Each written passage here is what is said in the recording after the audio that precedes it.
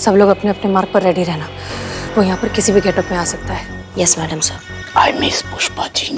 हाँ तो चले जाते ना तुम भी साथ में, उनका बीमार सासू माँ का सेवा करने।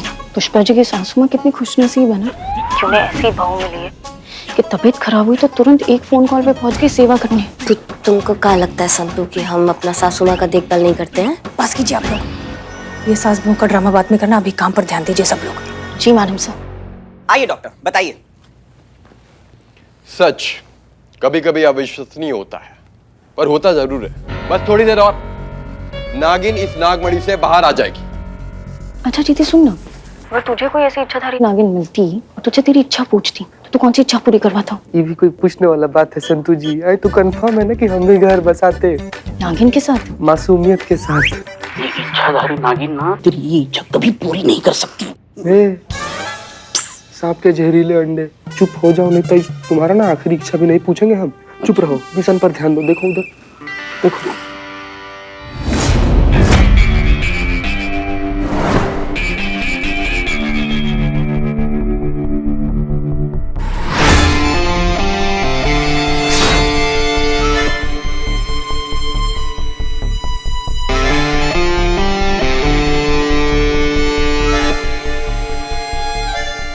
अच्छा है।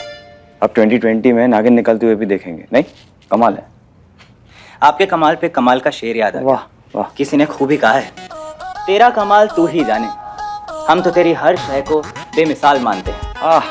और ये मीडिया वाले हैं, अब अगर आज नागिन निकले तो भी ब्रेकिंग न्यूज, नहीं निकले तो भी ब्रेकिंग न्यूज। अब दोनों केसेस में जीत तो हमारी है ना। जी जी। और जहां तक मुझे लगता है आज नागिन निकलेगी, और अगर निकली तो जो ये नागमणि बेच रहा है ना, वो तो गया डायरेक्ट ऊपर। चलो तो ये सर्कस भी देख लेते हैं।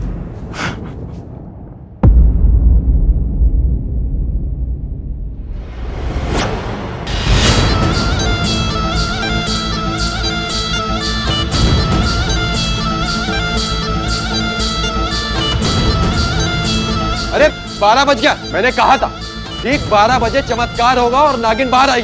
नागिन बाहर आ रही है। अरे आप लोग डरिए नहीं, कुछ नहीं करेगी आप लोगों को।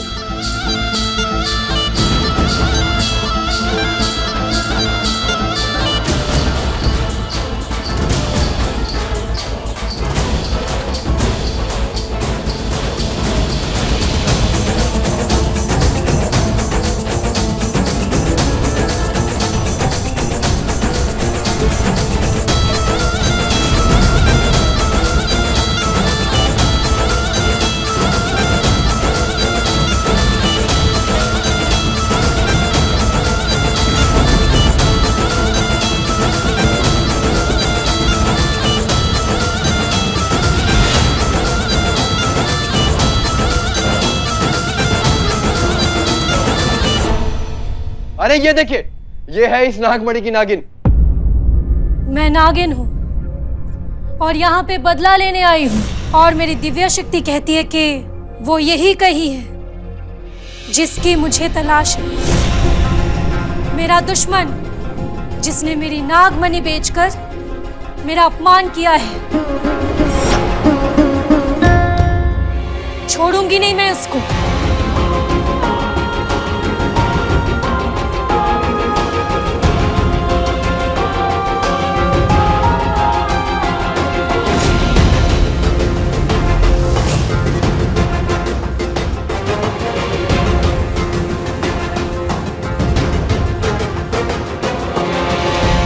सब लोग ध्यान से सुनिए, अगर हमारा ठग यहाँ पर आया है तो ये सब देखकर उसकी बेचैनी जरूर पड़ जाएगी।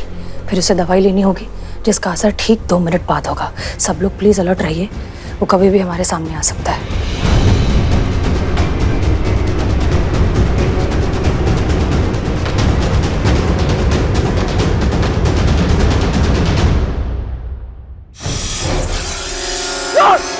stop!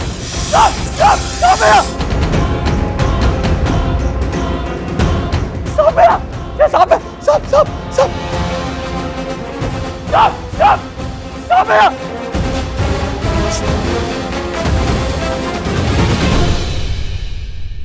नहीं छोड़ूंगी मैं तुझे। सांप सांप। तुझे मार कर ही मैं बदला लूंगी। मरने के लिए तैयार हो जा।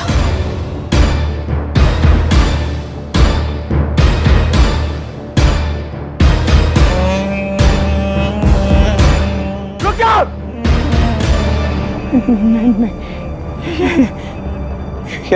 ये कैसे हो सकता है?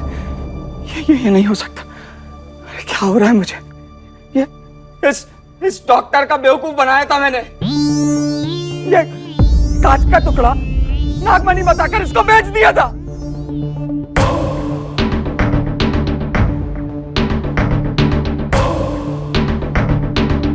ये नहीं हो सकता। झूठ है ये, झूठ।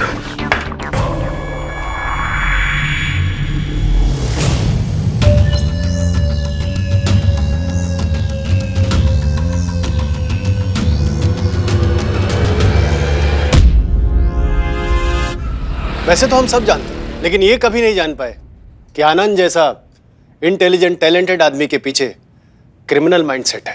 अक्सर चिराग तले अंधेरा होता है सर। वैसे तो किसी भी गलत काम का कोई डिफेंस नहीं होता, लेकिन आनंद के क्रिमिनल बनने के पीछे उसके साथ जिंदगी में हुई ट्रेजेडी बहुत बड़ा हाथ है।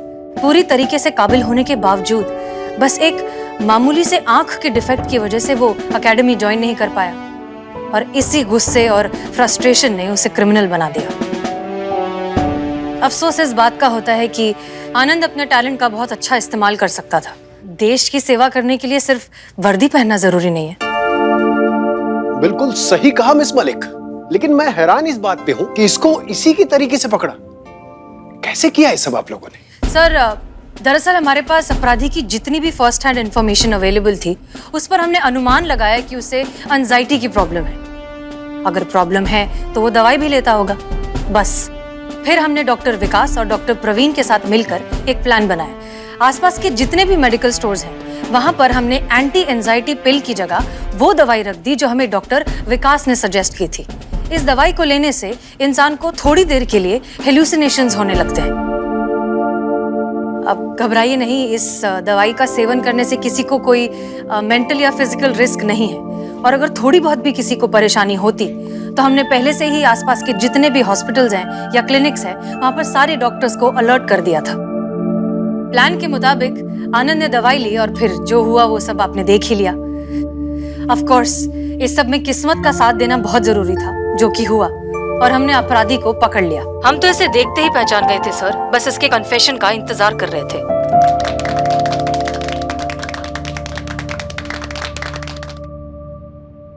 मैडम सर, इतना कुछ हो गया, हमारी जनता चाहती है कि वो आपके थ्रू इस केस के बारे में कुछ जाने। कुछ कहना चाहेंगी आप? बस यही कि इस तरह के केसेस में जितनी गलती आनंद जैसे क्रिमिनल्स की है, उतनी ही गलती हमारी भी है। सब कुछ बहुत जल्दी से पा लेने का लालच या लॉटरी जीत जाने का लालच, ये लालच हमें कमजोर बनाता है, और आनंद जैसे क्रिमिनल्स तो बैठे ही हैं इस बात का फायदा उठाने के लिए। हम ये बात भूल जाते हैं कि कुछ भी पाने के लिए थोड़ी सी मेहनत, थोड़ी सी मशक्कत तो करनी पड़ती है। तो मेहनत करिए and have a happy Diwali. Thank you.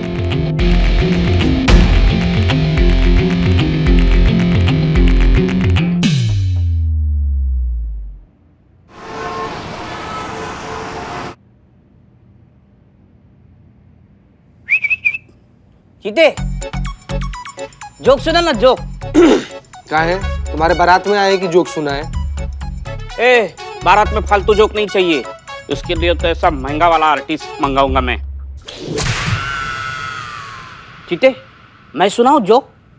बिल्कुल भी नहीं बाबू, चुप रहो तुम वहीं पे।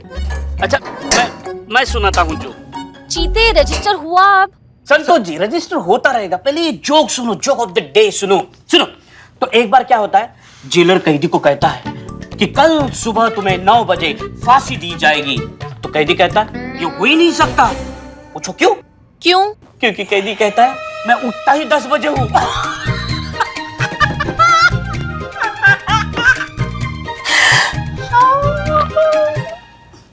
समझ में नहीं आया जो?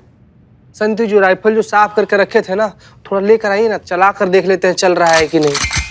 क्या क्या हुआ क्या? बिल्लू जी ये जोक था। ऐसा सड़ियल वाहियात बेकार सा 2 कौड़ी का जोक मारते हो, आपको बिल्कुल डर नहीं लगा कि इसके बाद आप पे जानलेवा हमला भी हो सकता है? चलो ठीक है, जोक को छोड़ देते हैं, चलो चाय पी के आते हैं। हाँ, चाय सीधे रजिस्टर का काम हुआ। फालतू समझाए का जी अपनी तरह तुम, जब देखो तब चीते चल बाहर चल के चाय पी के आते हैं, घूम के आते हैं। एक शब्द और बोले ना हमको तो सरकारी काम में बाधा डालने का जुर्म में ऐसा एक्सटेंशन हो जाएगा। करिश्मा मैडम के हवाले कर देंगे। अब चुपचाप खड़ा रहो।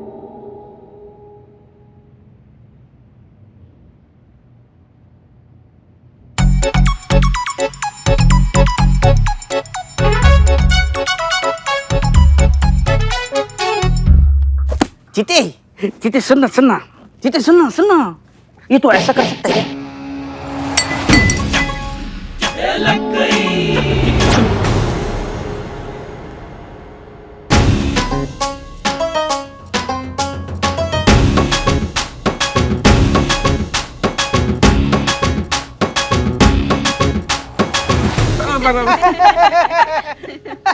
क्या हुआ? कुछ नहीं। कुछ नहीं। नहीं कुछ तो हुआ है, बताओगे क्या हुआ? का कुछ तो पक्का हुआ है।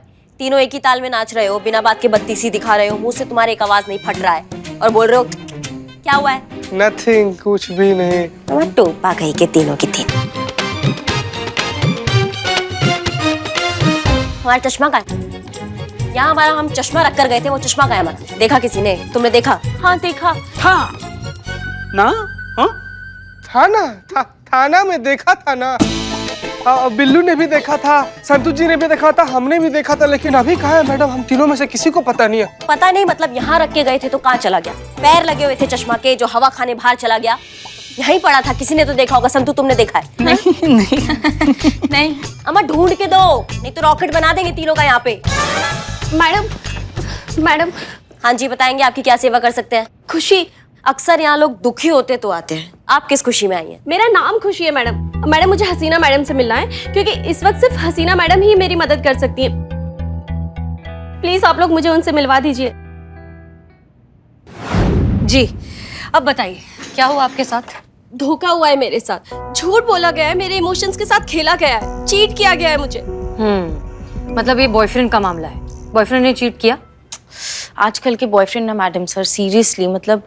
नहीं संतू जी, सब लड़का एक जैसा नहीं होता है। प्लीज। सॉरी। जी नहीं मैम। नहीं तो? मेरे अपने फादर ने धोखा दिया है मुझे।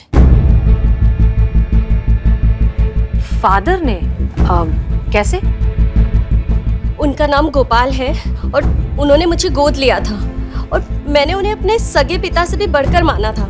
मुझे लगा था कि मेरे पिता दुनिया के सबसे अच्छे इंसान हैं, एंजल है वो, लेकिन मैं गलत थी। क्यों, क्या हुआ?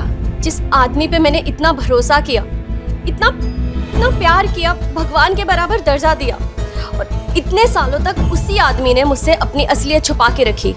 लेकिन आज उनका सच मेरे सामने आ गया। जब से उनका वो सच मेरे सामने आया है, मुझे उनसे और अपने आप से दोनों से नफरत हो गई। कैसा सच? समझ में नहीं आ रहा कि मैं कैसे बताऊं। क्रिमिनल निकले?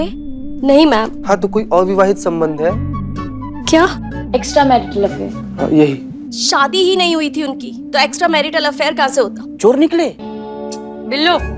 नहीं, चोर हुए तो क्या हुआ, चिंता करने की कोई बात नहीं है, सुधर सकते हैं मेरी तरह, है ना? देखो खुशी, ये महिला पुलिस थाना है। ये बनाया ही इसलिए गया था ताकि महिलाएं अपनी समस्या बिना डर के, बिना किसी संकोच के बता सकें। इसलिए रिलैक्स हो जाओ और फिर आराम से बताओ, ऐसा क्या किया तुम्हारे पिताजी ने जो तुम इतनी डिस्टर्ब हो गई हो? मुझे पता चला है कि मेरे पिता एक किन्नर है।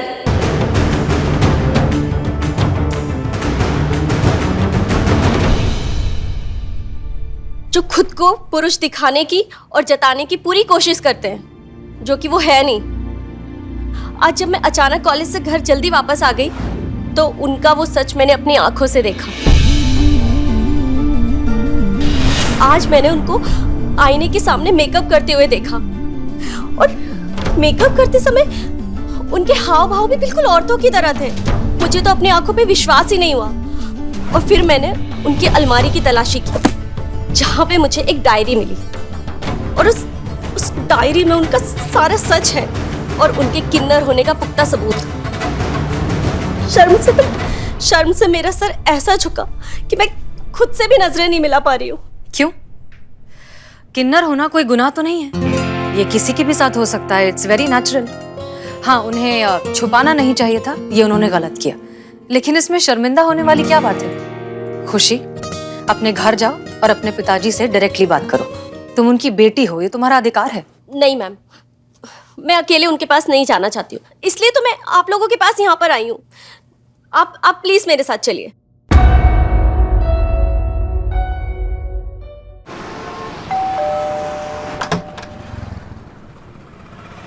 अरे सब ठीक तो है? ये तुम्हारे साथ पुलिस क्यों है? इन्हें मैं ही लेकर आई हूँ। तुम लेकर आई हो? लेकिन क्यों? क्योंकि मुझे आपका सच पता चल गया है बाबा।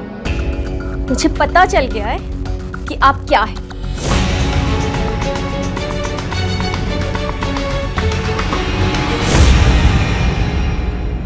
मिस्टर गोपाल, प्लीज संभालिए अपने आप को, हम यहाँ आपको सपोर्ट करने के लिए आए हैं। प्लीज घबराइए मत आप, बैठकर बात करें। जिसको आपने अपनी बेटी माना, उसी से आपने सच छुपाया कि आप अलग हैं। क्या छुपा लिया मैंने? और क्या बता देता तुम्हें? तुम इतनी छोटी बच्ची थी कि तुम्हें क्या समझ में आती? मेरे दुनिया से अलग होने की वजह से मेरे पिताजी शर्मिंदा ना हो, इसलिए हमने घर छोड़ दी। लेकिन गोपाल जी, बाहर का दुनिया से तो घर वाले बेहतर है ना? बिल्कुल।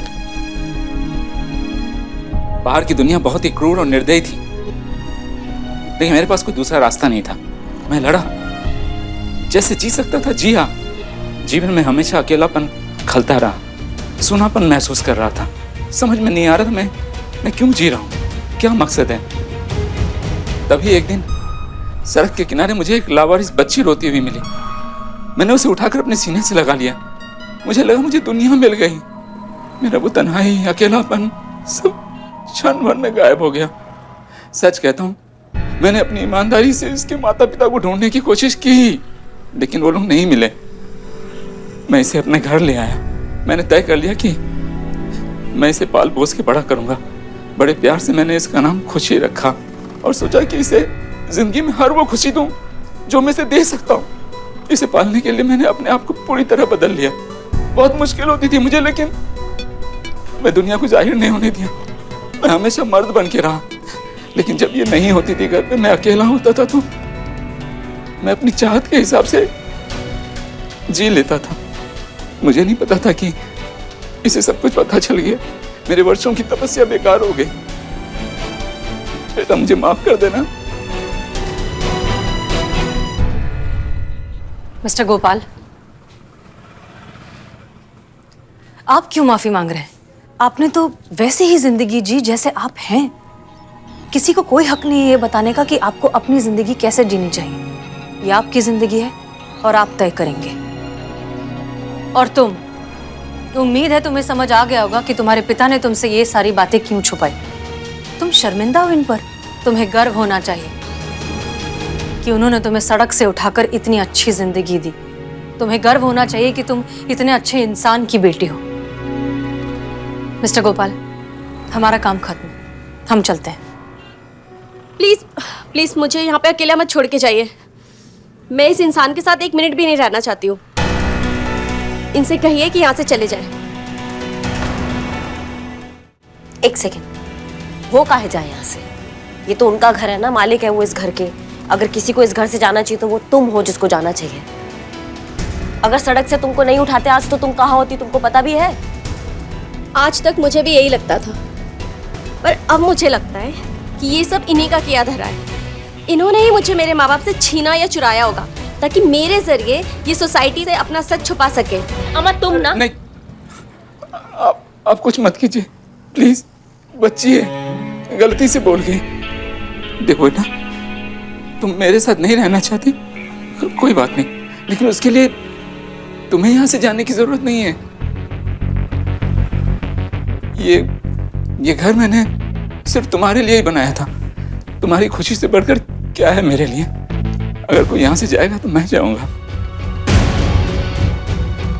तुम यहीं रहोगी। बस अपना ख्याल रखना।